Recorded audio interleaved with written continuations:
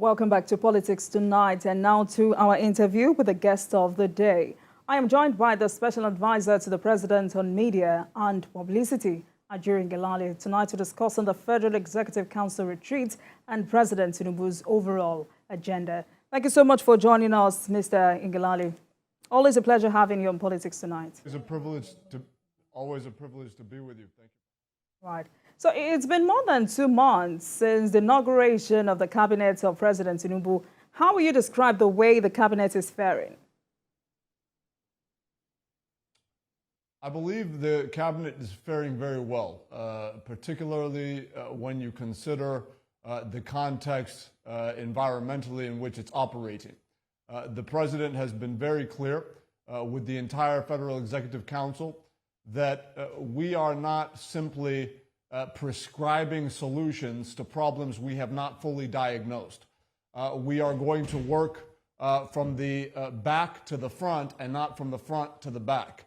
The way His Excellency, Mr. President, is leading the Federal Executive Council is to ensure that members fully understand the need to take a full diagnostic of the current state of affairs within their respective ministries, departments, and agencies before we begin to tailor and customize solutions that uniquely suit and adapt to the problems that are actually on ground today.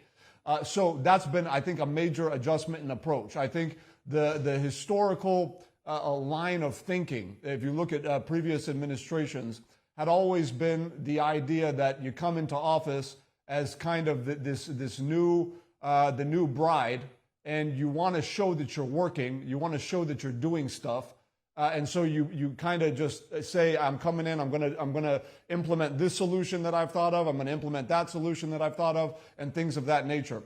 But we are taking a more comprehensive, a more surgical, a more clinical, and a more thoughtful approach to ensuring that we deal decisively and very acutely with those issues as they are. So the president's message to the members of the Federal Executive Council, as well as to the senior civil servants within the ministries, departments, and agencies, is that aside from doing your diagnostic, it's also about how do we ensure that the systems of government as they are today are fully optimized in such a way that they can actually deliver on the renewed hope agenda of His Excellency, Mr. President.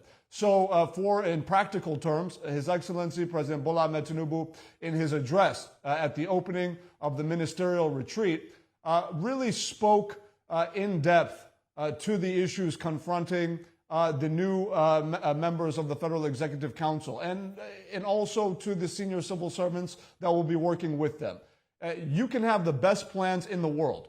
If you do not have synergy within the government, and I'm talking about within even individual institutions, as well as the coordination between between institutions and brother and sister institutions, you're not going to get the result. So the president's message was, look, we are going, now that we have done our diagnostic across sectors, and we know exactly what we want to do in terms of implementing the solutions, now the next phase is ensuring that everybody that is required in that process is seeing the same thing and is on the same page. So that's why the president emphasized that in the past we would say only the appointees would be signing, a performance bond or a kind of a commitment to say, I'm going to deliver on this objective, and that objective by this time-based benchmark. Now the president is saying that's no longer good enough. We're going to ensure that the senior-most civil servants within these MDAs are also signing on. So now you're going to have a situation whereby a permanent secretary all of a sudden isn't feeling so permanent if they're not doing what they need to do. The ministers, yes, I think there's always been this historical kind of orientation within the public service that these guys, these appointed political appointees, come in and they're going to leave. But we're going to be here. And yes, obviously there's truth to that. But we want to ensure that we create a more competitive, more results-oriented system that puts everybody's feet to the fire rather than just the minister who is dealing directly with the president. You're now having the entire bureaucracy on pins and needles as well to ensure that they achieve the objectives set out by His Excellency Mr. President according to all federal ministries, departments, and agencies as elucidated in the Renewed Hope agenda. So I think that's going to be a major point. So tomorrow, the performance bond will be signed, not just by all members of all honorable ministers and ministers of state, but also by permanent secretaries in our federal ministries, departments, and agencies. That is going to further incentivize the level of synergy within the ministries, and we believe that ultimately that's going to bode well for the performance of all executive officers in this administration. All right. So before we get to unravel all of those points you've raised, one major feedback is that not much has been heard from some of these ministers. How will you react to that? Can you repeat that, please? It wasn't clear. All right. So, I mean, many analysts say not much has been heard from some of these ministers, meaning some of them have not kicked the ground running. How will you react to this? Well, I think we should clearly delineate between making noise and working. Yes, there's a role for both. You want to make sure that obviously the primary thing is getting the job done and implementing the solutions that you have put in place on the basis of the diagnostic that you've conducted within your sector. But it's more important to make sure that you are working to achieve a result that you can actually talk about, as against talking about something that you're not doing, which obviously for decades now has led us to the point of deficit across sectors, which we are now working very hard to dig out of. Anytime you're more focused on public perception of what you're doing rather than actually doing the work, then your focus and your priorities are amiss. So our focus is making sure that we're getting the right policies in place, that we're implementing them the right way according to the actual problems that we have today, and ensuring that we are on a sustainable trajectory of growth in the attainment of the Renewed Hope agenda and what it forebodes for the future of the Nigerian economy and security sectors.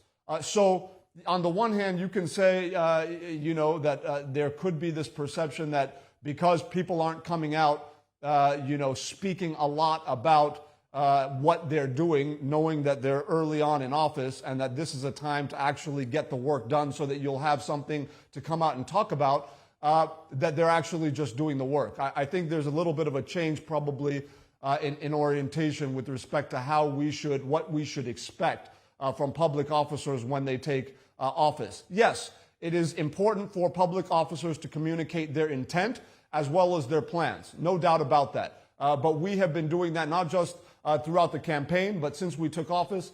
Mr. President has addressed the nation on several different occasions, very clearly detailing his plans and approaches. Obviously, from the presidency, we have been doing the same. And we've seen several ministers coming out, such as the Minister of the Federal Capital Territory.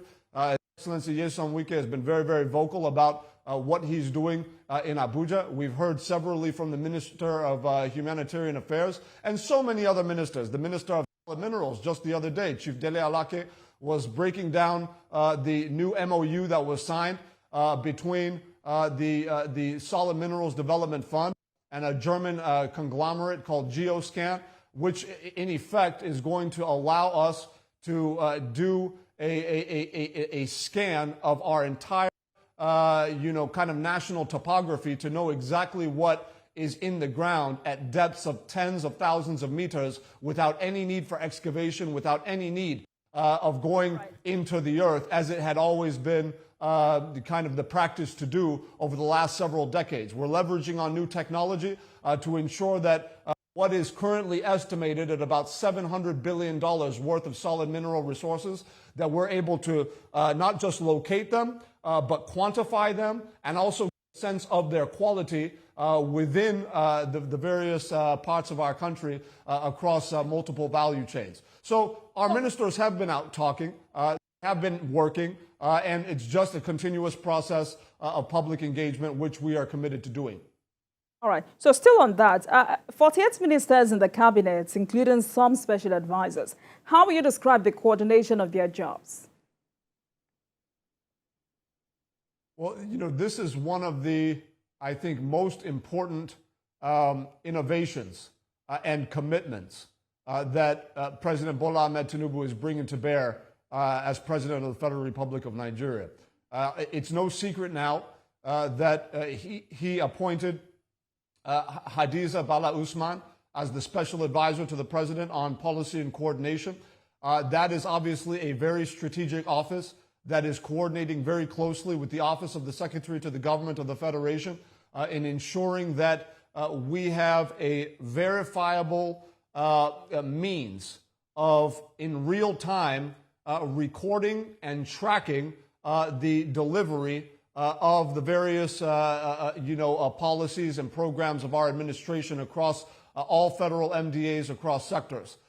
We believe that the solution moving forward is not by simply leveraging heavily on the relationship between president and minister, as had always kind of been the case, where the minister comes to the president and the president asks the ministers questions about what he's doing in his sector, he or she is doing in their sectors, how far are they, how far along are they coming in terms of making sure that they're delivering on the policy objectives of the federal administration. We're going beyond that now, and we're saying we want to institutionalize a process by which we can, by obtaining real-time information from all federal parastatals, departments, and ministries, that we're going to be able to actually have a clear check on what ministers are doing and what they're failing to do. It is only when you use evidence-based data to measure the performance of government that you will actually be able to determine who's performing and who's not performing. The president was very clear at the opening of the ministerial retreat that any minister that is performing has nothing to fear. Anyone who is struggling but trying will be under comprehensive and very close scrutiny and review. And that any minister who is found to be non-performing will leave the cabinet. They will be sacked. They will lose their job. That is the president we hired, not just a politician, but a true chief executive in the real meaning of the words. So this is what Nigerians can look forward to. And when you have the kind of person, a person who is erudite, a person who is a policy, a wonk, a policy expert, and somebody who Nigerians know to be a no-nonsense person who's ready to say it the way it is, no matter whose ox is gored, in the person of Hadiza Bala Usman, I think Nigerians have a lot of confidence that that result delivery unit that's going to be headed by the Special Advisor on Policy and Coordination is going to be holding the ministers by their tails, so to speak. And the president said, look, I'm not going to exonerate you guys. If the Special Advisor on Policy and Coordination, who's heading the presidential delivery unit, if she is querying what you are doing or not doing, you're not going to run to me. You're going to have to prove your case on the basis of verifiable and black and white evidence as to whether you're performing or not. But this is not going to be a game of favoritism or about who you know or how long you've known the president. This is going to be all about, are you delivering on the promises of the renewed hope agenda to the Nigerian people or not? If you're not, you're in trouble. If you are, you're in good shape. For the president to do? How easy will this be for the president to do? Well, I think his track record speaks for itself. This is not some novel concept to the person of President Bola Ahmed Tinubu. The reason why Lagos is the way it is today is not simply because he was a brilliant administrator who built a roadmap that is still being faithfully implemented by successive leaders in that state. It's not as simple as that. It's because he was the architect of a system that thought about the end from the beginning and recognized that you simply can't throw money at a problem. You can't just build a road in a silo and expect to achieve a sustainable, inclusive growth and development. You have to think through all the various potential pitfalls and even about the day when you're not going to be on the seat while you're on the seat. It's the vision of the president that allowed Lagos to be what it is today. So when you ask the question, how easy is it going to be for the president? The answer is very simple. He's done it before. He had set up a very sophisticated system of monitoring and evaluation across multiple sectors of the Lagosian development blueprint that allowed that team, that institution rather, that he built to be an ongoing concern no matter who the governor is, no matter who the head of service is, no matter who the appointees in the state executive were. This is what he's bringing to bear in the federal government of Nigeria. He's a builder. He's a man who builds institutions that will outlast even his own life. That is what he's about. That is what he's going to do as president. And so what we're seeing today is not simply a concept that he's putting in place to merely deliver only the renewed hope agenda of his administration. He's looking beyond the renewed hope agenda. He's looking beyond the administration of President Bola Tinubu. He's looking at several presidents down the line, several decades down the line, several generations down the line, institutionalizing processes and procedures that will ensure that whoever is president, whoever the cabinet members are, whatever the economic situation in the country is, you're going to have a system of checks and balances on the performance of the officials of government, irrespective of who is in office. That is the future. So the president said, look, it is one thing to diagnose the problem. It's another thing to very clearly articulate what are those key performance indicators, those KPIs across the sectors that we know we can achieve within a certain time-based frequency. So if we say we're going to achieve an additional 500 megawatts, for example, in the next 6 months in terms of distribution, because we know we have a lot of stranded capacity. We have thousands of megawatts of generated power in this country that we are not able to distribute into the homes and businesses of Nigerians. If the president says, Honorable Minister of Power, I expect from you that within the next 6 months, we are going to have 500 megawatts of previously stranded power, generated power that is now effectively distributed in the homes of Nigerians. If that is the time-based benchmark and that is the KPI, then the minister knows what he has to do and he has to achieve it. If he doesn't, he has to account for that. That is the administration that this president is running. That is the chief executive that we hired in February.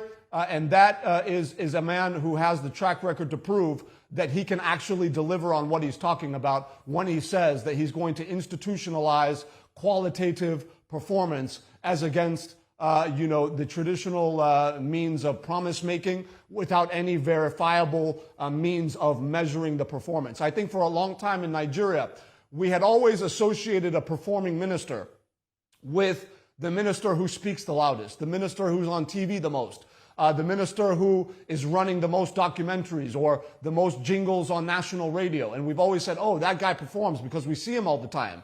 That is not performance under President Bola Tinubu. What is performance is is the attainment of those KPIs within a time-based framework that ensures that when we get to 2027, for example, those KPIs that lead up to 2027 have been achieved. That goes into or feeds into a larger medium to long-term framework of deliverables that the president had promised. That involves housing, that involves power, that involves education, that involves agriculture, that involves every sector of our economy. And that is the administration that this president is going to continue to run. All right. So before we go on with dissecting all the president said at the opening of that retreat, I mean, Nigerians would like to know, what's the aim of that cabinet retreat?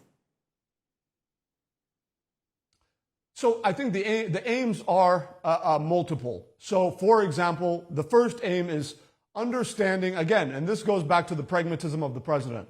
He understands that there are ministers in cabinet today who have never been part of the public sector. So you have ministers who have been super successful in certain industries. I don't want to name any names, but you have people who have done so well in the private sector within the industries that they are now administering as an honorable minister. But they've never been a minister before. They've never been a commissioner before. They've never dealt with a public sector organization before, having led one before. So part of this was first teaching, lecturing, making sure that we crawl before we walk before we run. We opened up by a series of lectures that basically broke down things like the financial regulations, making sure that members of the Federal Executive Council have a very clear understanding of what is expected of them with respect to the limits of their office and the limits of the offices of the permanent secretary, for example, who is the chief accounting officer of the ministries, whereas the minister is the chief executive, making sure that they fully understand where their authorities start and where their authorities stop and where the authority of another begins and ends. So that was a major part of this across all aspects. Some had to do with the financial regulations. Some had to do with public service rules.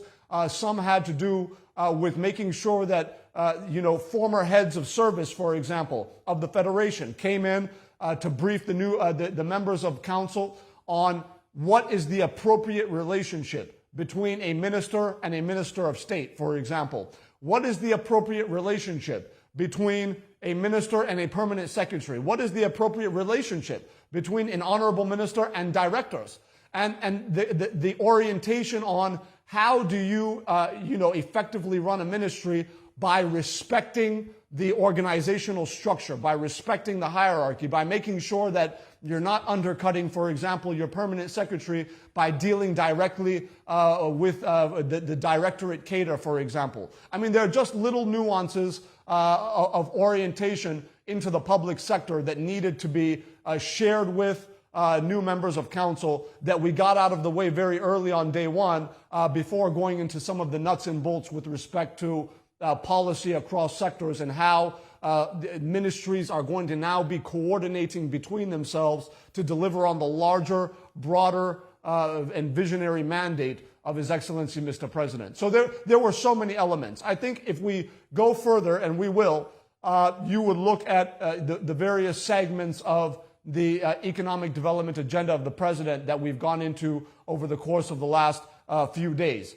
For example, there's a segment on strengthening national security and peace, which involved, yes, you would think, that it would just involve the Minister of Defense and that's that. But no, we're taking a much more sophisticated, a much more coordinated approach to the issue of security. We're saying that it's not all on the Honorable Minister of Defense, that there is a role, for example, for the Honorable Minister of Niger Delta Affairs when you talk about maritime security. There is a role for the Honorable Minister of Marine and Blue Economy, for example, when you talk about the security of our coast and our waters, as against just thinking it's about the Navy. Yes, the Navy should be at the table, but also, the administrators of the critical maritime sector should also be at the table. You'd also have the Honorable Minister of Interior in that conversation, whereas before it would have just been service chiefs in the Ministry of Defense. We are taking a very robust and holistic look at evolving sophisticated solutions for sophisticated problems. You are not going to solve complex, decades-long problems with simple-minded solutions, with shallow solutions. You're going to do that by ensuring that all of the actors that are relevant in that sector are at the table, that they're all on the same page, and that they're leveraging on the authorities of their various offices to achieve the same unified objective. That is the leadership that President Bola Ahmed Tinubu has brought, and that's just one focus area. Another one was, of course, how do we boost agriculture and food security? Naturally, the traditional thinking would have been that only involves the Minister of Agriculture. But of course it doesn't.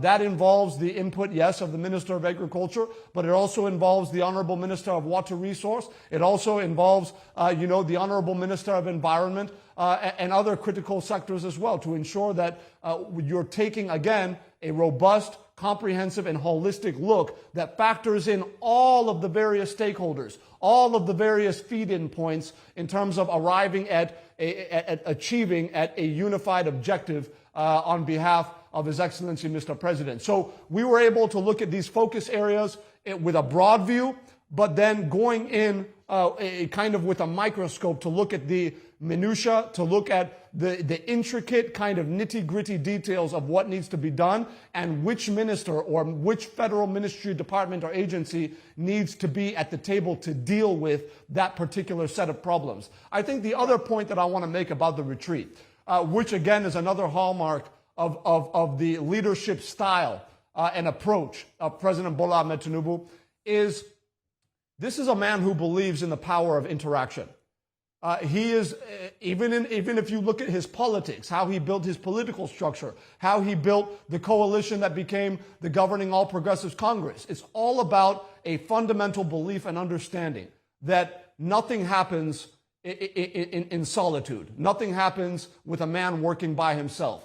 You need to leverage on the abilities, the talents of so many people to achieve larger, more grand, and more important and lasting objectives. So to that end, the entire retreat had been built and structured in such a way that actively encourages interaction. What do I mean? You have panel discussions where ideas are going back and forth constantly between not just panelists, but then he opened it up to the floor to say, okay, we might be having a discussion on food security that, again, involves agriculture, environment, and water resources, for example.